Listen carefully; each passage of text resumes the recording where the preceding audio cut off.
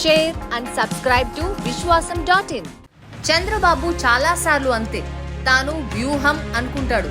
Media అధిపతుల సలహాలు, సామాజిక వర్గ పెద్దల మార్గదర్శకత్వంలో నిర్ణయాలు తీసుకుంటాడు. మోస్ట్ ఆఫ్ ది టైమ్స్ చేతులు కాల్చుకుంటాడు. ఆయన చారిత్రక తప్పిదాలకు పెట్టింది పేరు. 2004లో అదే చేశాడు. సింపతి కోసం ముందస్తుకు వెళ్లి కేంద్రాన్ని ఒప్పించలేకపోయాడు. సాగి సార్వత్రిక ఎన్నికలు, ఏపీలో ఎన్నికలు ఒకేసారిగా వచ్చేలా చేశాడు. ఇప్పటికీ అందుకే అక్కడ ఢిల్లీలో పార్లమెంట్ ఎన్నికలు, ఏపీలో ఎన్నికలు ఒకేసారి జరుగుతాయి. ఢిల్లీ సాయం ఉండదు, కానీ ఆ రాజకీయ ప్రభావం మాత్రం ఏపీ మీద ఉంటుంది. చంద్రబాబు చతురత అలాంటిది. దానివల్ల ఎవ్వరికి లాభం ఉండదు. ఇప్పుడు పాయింట్ వేరే ఉంది. 2004లో ఇలా చేసిన చంద్రబాబు 2009లో మరో రాంగ్ స్టెప్ వేశాడు. కలిసి వస్తానన్న జేపీని వెళ్లగొట్టి కేసీఆర్ ని కలుపుకొని టీఆర్ఎస్ కొరివితో తలగొక్కున్నాడు. ఓ పక్కన చిరంజీవి ప్రజారాజ్యం, ఇంకో పక్కన జేపీ లోక్ సత్తా, మరో పక్కన అధికార కాంగ్రెస్ ఉండగా తాను మహాకూటమి అంటూ లెఫ్ట్ కేసీఆర్ ను ఎటాపెడా పెట్టుకుని ఎన్నికలకు దిగి ఖంగుతిన్నాడు. ఇప్పుడు ఈ మాట చెప్పడం ఎందుకు అంటే, కాస్త అటు ఇటుగా ఇదే తరహాలో ఈక్వేషన్ ఏపీ ఎన్నికల ముందు కనిపిస్తోంది. లోకేష్ కు క్రిస్మస్ గిఫ్టులు పంపుతున్న షర్మిల, రష్యాకు ఉక్రెయిన్ న్యూ ఇయర్ విషెస్ చెప్పినట్టుంది ఈ కాంబినేషన్. టీడీపీ సామాజిక వర్గ సపోర్టర్లు ఇదో అద్భుత వ్యూహం అని ఆకాశానికి ఎత్తేస్తున్నారు. ఎలా అవుతుంది? ఆగర్భ శత్రువులుగా ఉన్న ఇద్దరు ఒకడి మీద వ్యతిరేకతతో కలిసిపోతే అది రాజకీయంగా ఫ్యూజులు కొట్టేసే పరిస్థితికి కూడా దారితీసే అవకాశం ఉంటుంది కదా. 2018లో చంద్రబాబు కాంగ్రెస్ తో కలిస్తే జరిగింది అదే కదా. అప్పుడే మర్చిపోతే ఎలా? కాంగ్రెస్ తో కలిసి చేతులు కాల్చుకున్నాడు చంద్రబాబు.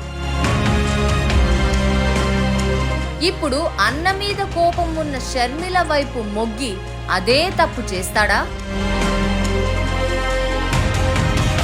షర్మిల ప్రత్యక్షంగానో పరోక్షంగానో టీడీపీ వైపు ఉంటే పవన్ కళ్యాణ్ కి ఓకేనా? ఇదే కదా ఈక్వేషన్.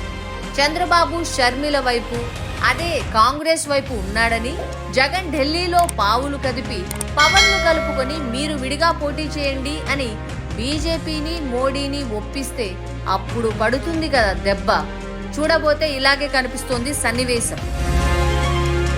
టీడీపీ ఓట్లు చిరంజీవి చీల్చాడు. పొత్తు వద్దన్న చంద్రబాబు పార్టీని జేపీ ఓడించాడు. 48 స్థానాల్లో స్వల్ప మెజారిటీలతో వైఎస్ రెండో విడత అధికారంలోకి వచ్చాడు. ఇదే 2009లో జరిగింది. సరిగ్గా మళ్ళీ ఇదే ఈక్వేషన్ రిపీట్ చేసే దిశగా చంద్రబాబు వేగంగా అడుగులు వేస్తున్నట్టుగా కనిపిస్తున్నాడు.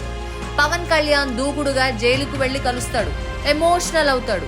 లోకేష్ వచ్చిరాని భాషతో పవన్ సీఎం ఏంటి లాంటి మాటలు మాట్లాడితే, ఇంకో పక్కన చంద్రబాబు షర్మిలతో, అదే కాంగ్రెస్ తో సానుకూలంగా ఉంటే అంతే వేగంగా దూరం కూడా జరగగలడు పవన్ కళ్యాణ్. అందుకే చంద్రబాబు వ్యూహం మళ్లీ లెక్క తప్పడం ఖాయంగా కనిపిస్తోంది ఇప్పుడు. పైగా చంద్రబాబు తెలంగాణలో కాంగ్రెస్ కి పరోక్షంగా సహకరించేలా మాట్లాడాడు.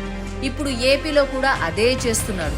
రేపు 2024 తర్వాత కూడా కాంగ్రెస్ కి లాభం చేసేలా వ్యవహరిస్తాడు అని బీజేపీ కూడా నమ్ముతుంది. కాబట్టి జగన్ కి అన్ని రకాలుగా సాయపడితే అప్పుడు ఏపీ ఎన్నికల యుద్ధం రంజుగా ఉంటుంది. 2009లో అంటే చంద్రబాబుకి వయస్సుంది. ఆ తర్వాత ఎన్నికల వరకు ఎదురు చూశాడు. ఇప్పుడు అలాంటి పరిస్థితి కూడా ఉందా అనేదే అసలు పాయింట్. మీరేమంటారు? మీ అభిప్రాయాన్ని కామెంట్లో చెప్పండి. Like, share and subscribe to Vishwasam.in.